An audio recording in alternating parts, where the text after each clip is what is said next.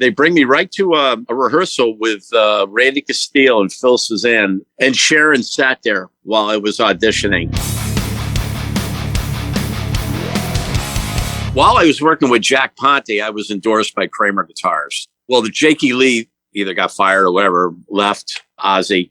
They had already started working with Zakk Wylde, but Kramer Guitars was sponsoring me, and they sent my videotape out to Sharon, and she loved it. So next thing I know, I get a phone call from the Kramer Guitar Company, and they said, Jimmy, we sent your video to Sharon Osbourne, and she loves it. You're going to go out and audition for Ozzy. And I'm going like, you got to be kidding. You know, I was all flipped out. I says, when am I going, next week or something? And they go, no, today. You have a plane ticket. You got to go right now. Oh, my God. Like, what? You know, I got to leave now?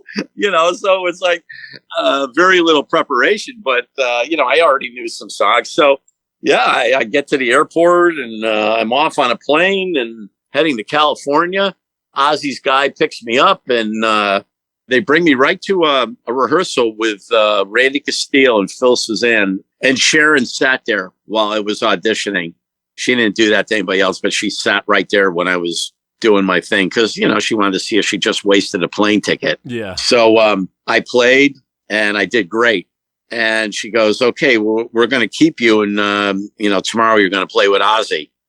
So the next day comes, they bring me to a whole nother studio. And, man, in comes Ozzy. And, you know, this is when he had just shaved his head. And he had gotten that big tattoo up on his up in the corner of his chest there or something. Just you see Ozzy on videos, you see him in magazines, you see him on TV and stuff.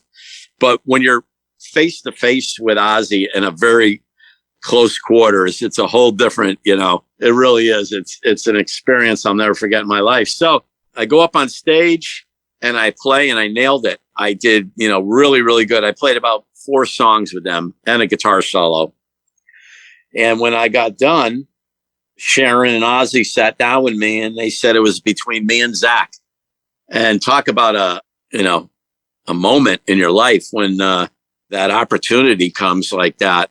You know, of course, Zakk, you know, looked a lot more like Randy Rhoads. You know, he played the Les Paul like Randy Rhoads. And I'm sure, and Zakk didn't look like Zakk looks now. You know, Zakk was a skinny little clean cut kid, you know. So a lot of that had factored in. Even someone in an interview just 2 days ago said to me, we were talking about the Ozzy thing, and he said, Jimmy, do you realize that you might not have gotten it because of the simple fact that you're left-handed, and Tony Iommi was left-handed?